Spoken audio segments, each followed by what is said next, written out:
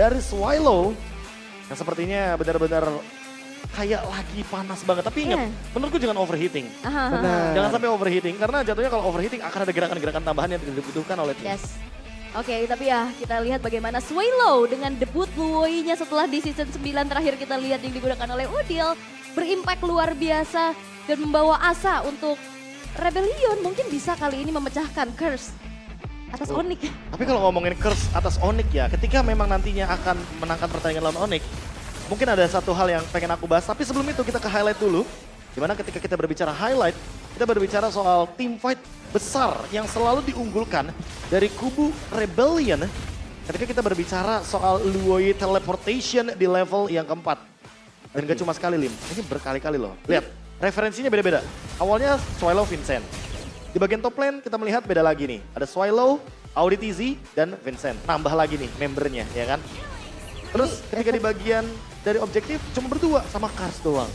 Iya ya, gue masa penasaran nih Be sama efek dari fall off-nya dari Boots ini. Entah kenapa ya, kayak Pakito, hero yang menurut gue dia lumayan kuat, tapi kayak nggak ada apa-apanya jadinya Be. Ya karena dari awal Turtle aja dia udah dihancurkan duluan sih Lim. Itu salah satu alasannya kenapa mungkin kita tidak bisa melihat performance dari Pakito yang biasanya kita lihat Pakito ini selalu bisa memenangkan match up laning phase. Zoningnya juga biasanya luar biasa. Tapi sampai dengan saat ini bahkan jangankan zoning, untuk mendeteksi aja di mana Swallow berada itu susah banget. Karena dari awal aja kalau teman-teman lihat di pas bagian Rebellion nge-push mid lane, itu Swallow nggak pernah muncul sedikit pun di map. Dan itu yang membuat teman-teman dari Onyx kesusahan untuk membaca gimana caranya rotasi yang dijalankan oleh teman-teman dari Rebellion bisa ketebak. Iya, kayak ada teror sendiri lagi gitu ya. Benar-benar. Di mana nyarinya nggak ada, tiba-tiba ada di belakang. Pas dari base pun gue pikir biasanya ya Luoi itu pas udah nge-push base. Agak susah karena teleportnya kelihatan gitu kan. Kecuali memang main di pinggir, di atas ataupun di bawah. Tapi ternyata masih efektif loh. Dan tetap ilmu padi. Ilmu padi Mas David. Ampun pu, sepuh. Iya. Ya walaupun sebenarnya stiker ini dari Rebellion tabrak aja. Itu tabrak sih. Tabrak terus sih tadi The sebenarnya. real tabrak. Tenang aja, tapi terus. Tapi ini yang mau aku bahas. Rebellion di season 13 mengalahkan RRQ Hoshi. Oke. Dan kali ini mereka berada di match point melawan Onyx itu sendiri. Ini kayaknya bisa menjadi penghancur dari Royal Derby itu sendiri. Rebellion, sang Rebels. banteng biru. Iya Ya kali ini udah mulai bukan rebels lagi, ini Berontak. bener-bener berontak sang matador jatuhnya. Tapi ini berarti relate banget sama apa yang Bang Gabe bilang ya. Kayak Rebellion kalau main dengan berhadapan The dengan unstable yang team. iya maksudnya dengan tim yang memang sangat-sangat kuat, dia juga bisa jadi ikut kuat Nah gitu tapi loh. menurutku akan lebih baik kalau seandainya Rebellion seperti ini terus. Iya. Kalau seandainya lawan siapapun. Jadi Benar. nggak cuma lawan yang ada lagi di bawah atau ada tiba-tiba di atas jago atau enggak. Menurutku konsistensi itu yang paling dibutuhkan ketika kita berbicara soal liga yang berjalan. Yap. Nah menurutku ketika emang Rebellion udah punya gameplay seperti ini. Gameplay yang notabene walaupun mungkin nanti harus membuang satu band pick yaitu adalah Luoi. Setidaknya mereka akan ada referensi gameplay yang lebih banyak. Dan itu yang nanti akan ada variabel baru untuk Rebellion ketika nantinya berhadapan dengan tim-tim lain. Mulai dari Onyx dulu startnya.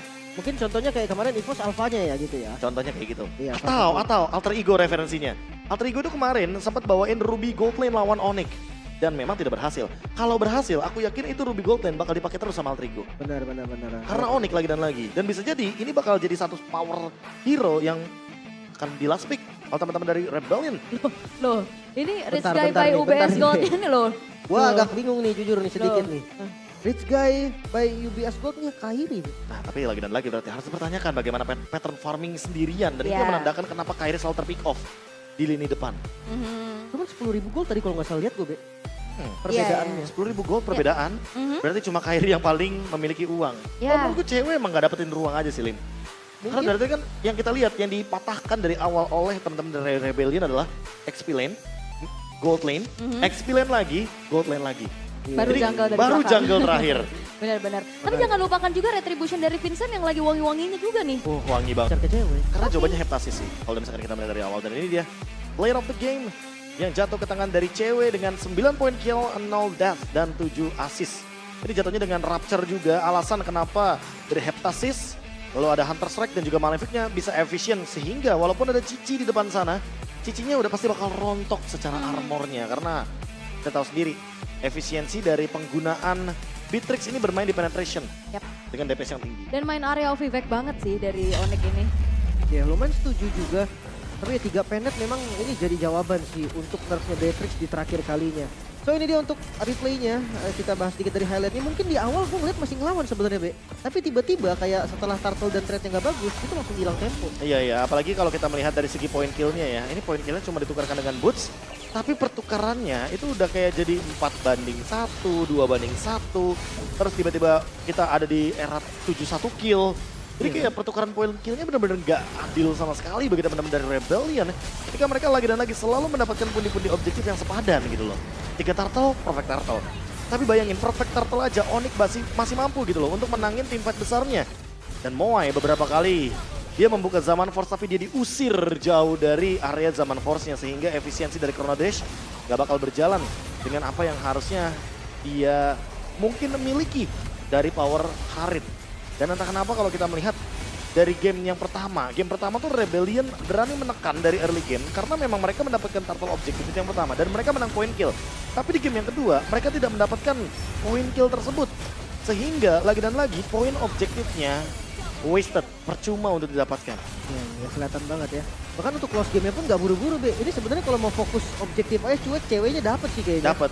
Karena kan heavy spin udah gak ada, udah banyak source keluar. Iya, dan di zoning terus kan sama kehadiran dari Boots dengan menggunakan satu Black Dragon Form. Dan ternyata Suns hingga akhir selalu penyelamatan dengan menggunakan satu Netherrealm. Ini kayak jadi jawaban juga nih Lim dan juga Aul. Melihat bagaimana potensi tim fight jangka panjang yang dibawakan oleh dua healer, Minotaur dan juga Angela. Jawab dengan satu Netherrealm saja. Survive ability tambahan dari Faramis. Ketika kita berbicara dengan cooldown reduction. Dan bermain dengan Inspire juga nih. Emblem yang lagi fenomenal banget nih untuk jungler. Pakai rata-rata bahkan dari roamer juga menggunakannya. Memang yang namanya cooldown reduction itu paling penting untuk game Mobile Legends. Sehingga nggak heran kalau kita tetap akan melihat Quantum Charge atau bahkan dari segi mobilitas yang mungkin bisa dibawakan dengan menggunakan agility atau bahkan wilderness blessing plus inspire sebagai cooldown reduction juga ketika kita berbicara pemilihan mid laner dan roamer.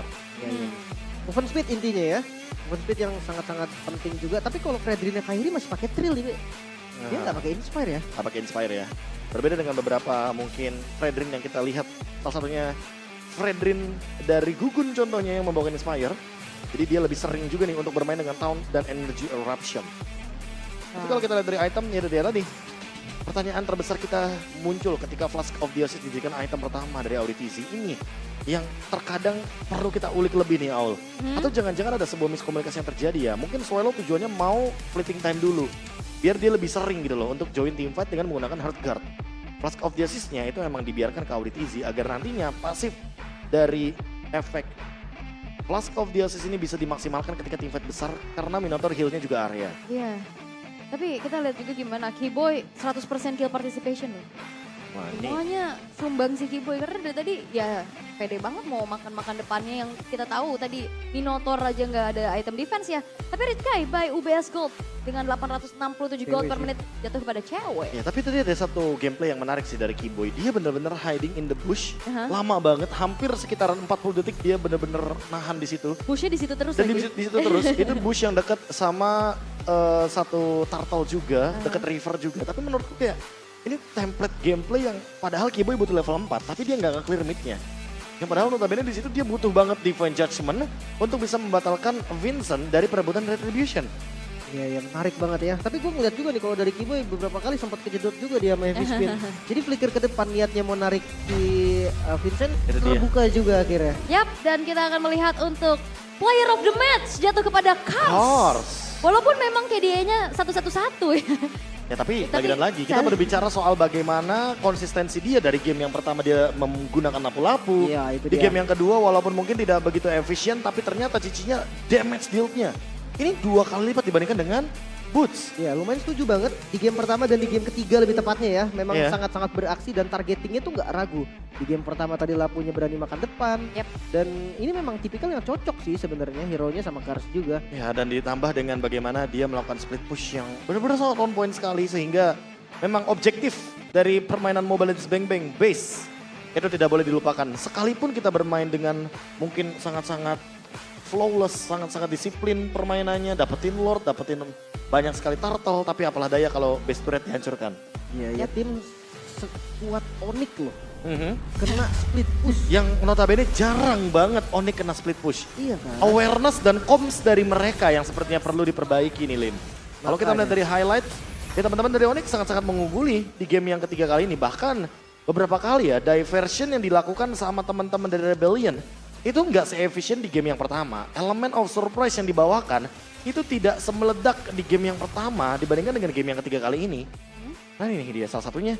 Udah tahu ada Keyboy, masih coba untuk di dive in, dibalik dengan Eagle dan Special Migration, Belt Requiem, connecting semuanya membuat teman-teman dari Onyx sebenarnya mengungguli dari segi team fight-nya hingga akhirnya mereka menemukan celah. Pasca Onyx mendapatkan Lord, mereka tahu persis Onyx ini adalah tim yang suka banget nyekek juga nih. Kalau udah dapetin Lord, mereka pasti nge-campnya di area jungle dari lawannya. Jadi nggak heran kalau seandainya tiba-tiba teman-teman dari Rebellion ini udah melakukan gerakan-gerakan praduga. Mereka tuh udah tahu kalau mereka nggak akan ada yang pulang dari Onyx karena mereka berharap kepada Super Wave Minion yang tentunya akan mendorong terus bagaimana dominasi dobrakan dari Kars. Ini ya nih. Nah ini dia nih. Kars Paksa moment. recall, Kars moment ya kan. Semuanya dipaksa untuk mundur. Tapi ada diversion juga. Seolah-olah kayak ingin dibatalkan. Dan pemaksaan pun gak berhenti sampai di auditisi sama Vincent. Lihat Moai sama Swallow itu nyari terus. Dan sampai Suns-nya di cancel di sana. Karena Suns tercancel, otomatis yang ngelakuin clear wave-nya jadi lebih sedikit. Dan lihat cuma Boots sama Keyboy di sini yang tidak bisa melakukan banyak hal. Final Slash juga tidak mengenai Kars. Iya, Biasanya ditonjok ya terakhir ya. Dan Kars! Kars! Tinju dibalas tinju. Tinju dibalas tinju. Akhirnya udah gak tegang. Tadi Udah masih gak tegang, tegang. mukanya muka syok tadi pas di atas soalnya. Kok Iya. bisa ya? Waduh ini bener gak sih? Ya Gila. dia adrenalin rush. Karena Lim. kalau gagal tuh bahaya banget. Ya udah pasti, adrenalin rush kalau misalkan udah lepas kan kayak lemes banget kan jadinya. Iya. Itu yang dirasakan sama Kars, makanya dia mungkin agak sedikit tremor atau apapun yang terjadi di panggung sana. Level MPL selalu ada di level yang berbeda. Al. Soalnya sekarang Kars kalau misalkan pakai hero yang split-split kayak gitu jadinya keras. Jadi keras, udah Oke. bukan Kars lagi. Tapi kalau misalkan gak menggunakan hero split push jadinya kurs dong kalau gitu. Ul. Apa gimana? Enggak dong. Enggak dong. Karena tetap tadi Tetap terbukti Kars. lapu-lapunya tetap Kars. Aman. Lapu-lapunya udah aman karena terbukti dari game pertama kita melihat bagaimana cara split push dia bareng sama Luoyi. Di game yang ketiga kali ini berbeda. Dia misah jauh banget sama Luoyi. By gold kita bisa melihat bagaimana goldnya ini sebenarnya diungguli sama Onyx. Tapi Onyx kalah secara base dan itu yang sangat-sangat merugikan sekali. 1 Lord, 3 Turtle, 5 objektif dibandingkan dengan 4 objektif. Inilah indahnya Mobile Legends Bang Bang teman-teman. Kalah point kill, kalah dari segi Lord, kalah gold sekalipun. Kita bisa tetap menang karena mendapatkan base terakhirnya. Iya. Wow. Dan Comeback itu nyata ya. Comeback itu nyata. Wah, gue Tersplit. kira comeback itu cuma di negeri dong. enggak dong. Nyata ya. Wow. Ya. Nah. Ini data semua masih Onyx gak sih? Masih Onyx. Terus nyaris guy. Oh, Enggak, di guy Kars. UBS Gold dari Kars. Karena dia yang nge-split tadi dan dia mendapatkan 2 base turret itu ya benar-benar udah sangat-sangat apa ya mengungguli banget. Dia dapetin base turret super minion berjalan terus ditambah lagi base terakhir yang dia pukul. Otomatis ya di sini teman-teman dari Onyx gak bisa ngedeny bagaimana gerakan split push yang memang sudah dijalankan dari Rebel yang terutama Kars. Dari jauh banget tuh, dari base yang kedua tadi kalau nggak salah. Dia dari inner turret udah dapetin banget momentumnya untuk melakukan split push paksa. Yap.